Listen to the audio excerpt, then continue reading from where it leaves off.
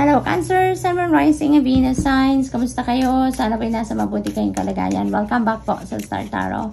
Kung bago kayo dito, welcome din kayo. Thank you sa inyong support. I truly appreciate it. God bless you all po. Una mensahe ni Cancer ay, dog, far away, a distant friend is thinking of you. Meron nag-iisip, meron nakakaalala sa inyo. Cancer, merong someone dyan na iniisip kayo, no? Lagi kayong laman ng kanyang isipan. So, that could not be limited to just a friend, ano? Maaaring kaibigan nyo talaga yan, or maaari din naman na hindi. Maaaring pinsan din ninyo, maaaring boyfriend ninyo, girlfriend ninyo, asawa, mga ganon, or mga anak, no? Yun din ang napipick up ko dyan. But definitely, that is someone he or she is cherishing the moments together ninyo, no? Yung mga experience ninyo together, no? Maaaring iniisip niya yan, naaalala niya yan, no?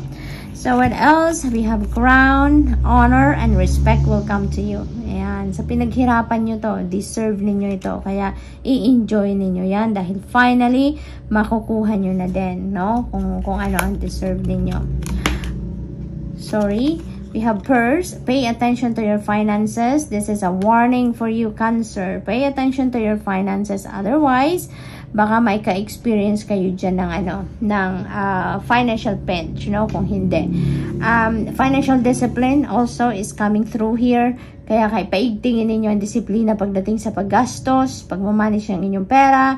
Make sure na sumusunod kayo sa inyong budget plan, no? Kung meron kayong budget plan, or sana kung wala naman, gumawa na kayo ng budget talaga. Mag-budget kayo, yung meron kayong guide kung ano ang paglalagyan ng inyong pera, pag dumating ang inyong pera, saan ninyo i-allocate ang mga yan, yung mga ganun ba, para may gabay kayo, diba? Makakatulong yan para ma-monitor ninyo ang inyong spending, ang inyong income, yung ganun, okay?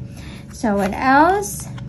Money path, a path with money is waiting for you to find it. Ayan, so may bagong kayo, source of income kayo dito. Merong magbubukas na bagong daan na pagkakaperahan ninyo. So, this could be a bagong trabaho, bagong racket, bagong side hustle, maaring ganon, or maaring negosyo, diba? It could be anything, no? Na naghihintay na lang na mapansin mo to. Naghihintay ang opportunity na to na i-consider ninyo. Okay? So, look around. Discord among friends or family. Yan. Siguro may hindi kayo pagkakaintindihan with family members. May communication gap kayo dito, or may hindi kayo, you're not on the same page on something, no? Or maaring naririnig ko sinisisi, no? Cancer, maaring merong someone dito, kapamilya ninyo or kaibigan na parang sinisisi kayo about something, maaring ganon. Kaya, maaring yon ang dahilan, no? Ng discord ninyo. Yun ang dahilan ng paghihiwalay ng landas ninyo or paghina ng inyong connection, kumbaga, with each other, maaring ganon. So, what else? We have stork, news of a birth or a new business opportunity. Yan, this is beautiful. Maaaring yung business opportunity na to, this is the money path. Now, this is the money path na finally siguro mapapansin nyo na. Finally, mako-consider nyo na, papansinin nyo na, titignan nyo na din, no? Kung ano ang ganap dito. So, that's good for you, Cancer. Others of you naman, maaaring may mabalitaan kayo dito na mga anak na. Maaaring kapamilya ninyo yan, kaibigan, mga ganon, ano, na mga anak na, or maybe asawa ninyo, or partner ninyo, or jowa ninyo, no? So, congratulations. We also have wishbone. Yay! A wish is granted. Cancer, napakaganda nito. Magka-come to fruition na kung ano man ang iyong wish. So, congrats, no? Congrats. Kung ano man yan, nako, talagang ikakatuwa nyo yan because you are getting what you want na dito. Your wish is being granted. Hand, in need of help, assistance, and guidance. Na-pick up ko agad dito. This could be you or this could be someone else, no? Maaring ikaw ang nangangailangan ng tulong, ng assistance, ng guidance sa ngayon, or maaari din naman na ikaw ang magbibigay nito, no? Maaaring meron taong lumalapit sa iyo, or alam mo yon, yung taong laging nakasandal sa iyo at ikaw ang laging hinihingian ng tulong, ng assistance, ng guidance. So maaaring yan naghihingi sa iyo ngayon, parang nagsisignal siya sa iyo na help me, no, or assist me or guide me this time, no? Maaaring ganon. So what else for Cancer? We have announcement. Ayan. So, this could be, yung announcement na to, maaaring ito, yung may mag-a-announce na may manganganak na or nanganak na, or maaaring merong business opportunity talaga na maaaring i-announce yan at yan ay ipapaalam sa inyo. Maaari din ganon. And that could be anywhere, no? That could be family situation, that could be sa trabaho, no? That could be sa pamilya, no? Na announcement na yan. And that could be anything. So, tignan natin kung anong final message ni Cancer for today. Live with courage and share your light with others. Ayan. Lagi naman kayo yan. Matatag kayo. Cancer, yan napipick up ko dyan. Masyadong, kayo, resilient kayo eh. Resilient kayo, matibay kayo, matatag kayo. Malakas ang inyong kalooban. Kaya, you are living your life fearlessly. No? Yan ang napipick up ko dyan for some of you. And also, very compassionate ka. You're very helpful, you're very loving, no? You're very generous, kaya you are definitely sharing your light with others dito in any way, no? Lagi na ninyong ginagawa yan. So, Cancer, good luck, and that's all I have for you for today. Thank you for watching. Love and light. Namaste. Hello, Scorpio, Sun, Moon, Rising, and Venus signs. Kamusta kayo? Sana po'y nasa mabuti kayong kalagayan. Welcome back po sa Star Tarot. Kung bago kayo dito, welcome din kayo. Thank you sa inyong support. I truly appreciate it. God bless you all po.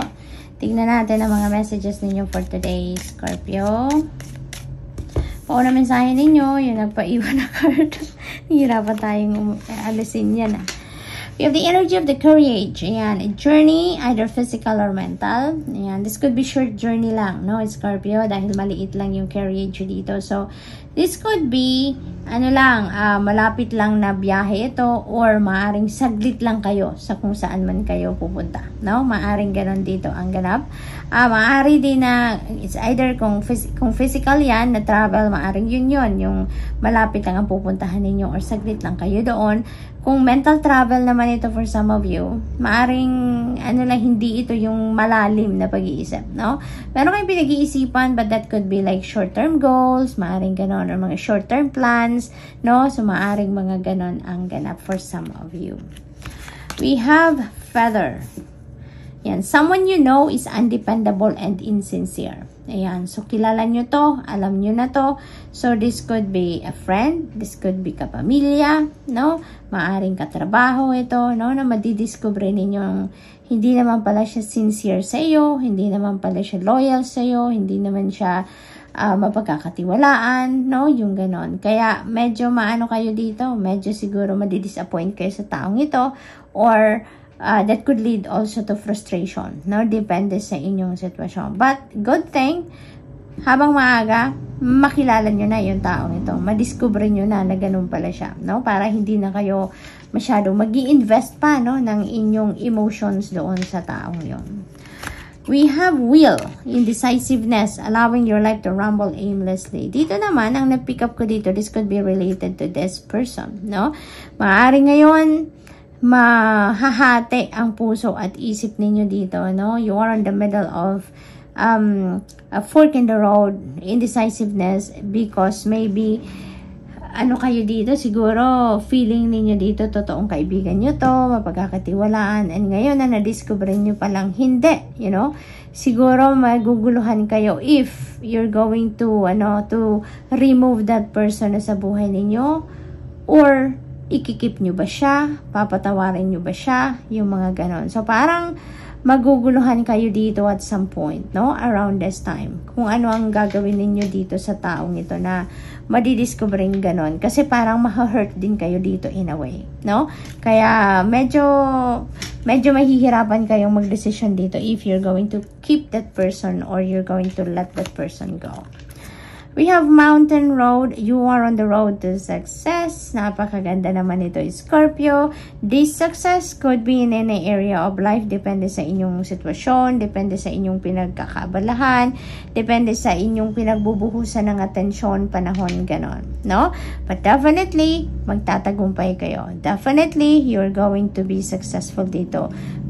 Around the corner na ang success. Yun ang napipick up ko dyan. Parang abot kamay nyo na dito ang inyong tagumpay. We have October. Ayan, tapos na si October 2023. Tapos na siya.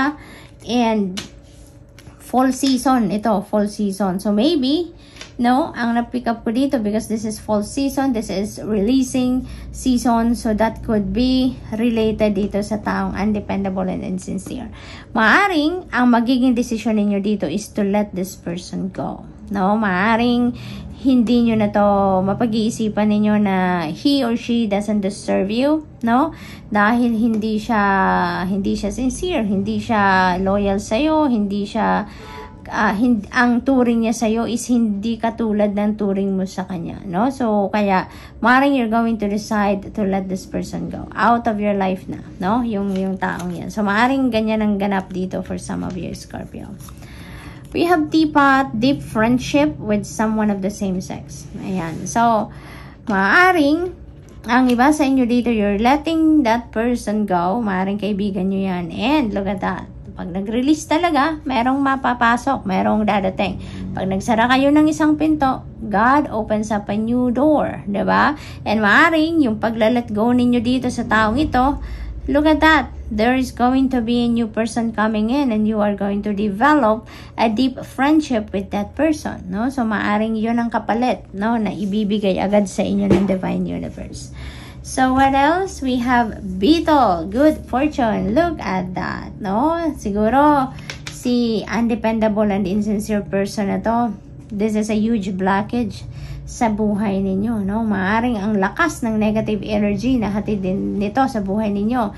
Kaya tignan mo ngayon, na ilalet go mo siya, aalisin mo na siya sa buhay mo, tignan mo kung anong papasok, isang magandang pakikipagkaibigan, isang deep friendship, good fortune, swerte, ang laking swerte na parating sa inyo dito.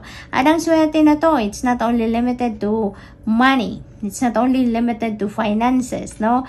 That could be also in other areas of life. May success kayong makakamit dito, and that could be in any area of life din na tagumpay. Look at that, you're developing a new friendship. See, yung pagtanggal mo sa buhay mo ng negativity na yan, look at that, isang bonggang swerte ang parating sa inyo sa iba't ibang parte pa ng buhay ninyo, Scorpio. 3, affairs with your family. Ayan, so maybe meron din kayong mga dito, pagkakaabalahan regarding sa pamilya. May mga aasikasuhin kayong mga bagay-bagay sa pamilya, maaaring sa mga anak ninyo yan, sa asawa ninyo, sa mga magulang ninyo siguro, no? Meron kayong siguro na atasan kayo dito na kayo ang mag-asikaso ng mga bagay-bagay na yan. Siguro may mga involved dyan na mga papeles, may involved na pera dyan, you know, maaaring mga ganon. Or, that could be okasyon, no? Na maaaring kayo ang magiging punong abala. We have bouquet, compliments from admirer. Ayan, so meron din dito, talagang magiging masaya kayo, no, Scorpio.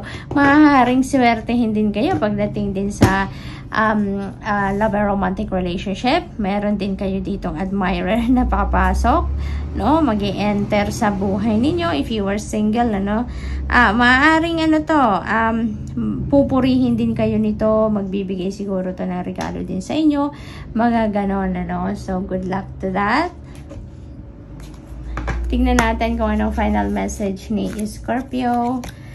You were born with a purpose that is unique to you. Only you can carry it out. So, kayo lang talaga ang naatasan na mag-carry out ng purpose na to sa buhay ninyo. So, be you. You need to be yourself, no? Trust God and believe in yourself. Dahil, siguro, nararamdaman ng iba sa inyo dito, nagdadalawang isip kayo, may indecisiveness tayo, kung kakayanin nyo nga ba, no, panindigan ang purpose na ito, kasi maybe you already know what it is, no, kung ano yung mission ninyo sa buhay ngayon. So, be you, magtiwala lang kayo sa Panginoon, magtiwala kayo sa inyong kakayanan, because if you are given that purpose, no, sa buhay ninyo, kayo lang ang naatasan na gumawa niyan, no, talagang bibigyan kayo ng talent, skills, or gifts ninyo para magamit ninyo para dito sa inyong purpose, para ma-carry out ninyo ang inyong purpose, no? Kaya pagtiwalaan ninyo ang inyong sarili, ang inyong kakayanan, ang inyong mga gifts, no? Don't doubt yourself. Okay? So, good luck, Scorpio. That's all I have for you for today. Thank you for watching. Love and light. Namaste. Hello, Pisces. Sun, Moon, Rising, and Venus signs. Kamusta kayo? Sana po nasa mabuti kayong kalagayan. Welcome back po sa Star Tarot. Kung bago kayo dito, welcome din kayo. Thank you sa inyong support. I truly appreciate it. God bless you all. Tignan natin ang mga messages ni Pisces. We have stuff you will be taken care of in difficult times. Yan. So, napakagandang energy nito, Pisces, because kahit may mga challenging situations kayong pagdaanan dyan, may mga difficult na ganap sa buhay ninyo, rest assured that you are going to be taken care of. You will be guided, you will be protected and guarded, no, ng divine universe and the rest of your spirit team. Hand in need of help, assistance, and guidance. This could be you, no, Pisces, in any form. Maaaring kailangan ninyo ng tulong, kailangan ninyo ng assistance, kailangan ninyo ng gabay, no, sa kung ano man ang inyong sitwasyon sa ngayon. What else? We have desk. Pay attention to your work. Ayan, maaaring work situation ito na kailangan ninyo ng tulong. Maaring overwork na kayo dyan, or maaring sobrang hirap ng task na binibigay sa inyo or binigay sa inyo, kaya kailangan ninyo siguro ng tulong. Maaring bago din kayo sa posisyon, kaya kailangan nyo pa rin ng assistance dyan, kailangan nyo pa rin ng guidance dyan. So that is also possible.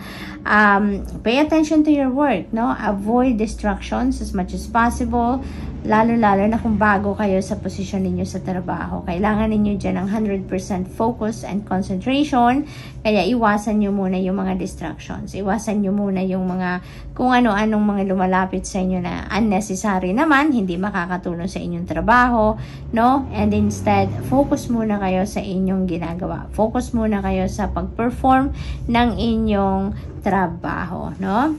Para ma-ensure ninyo na tama, no, ang inyong mga ginagawa.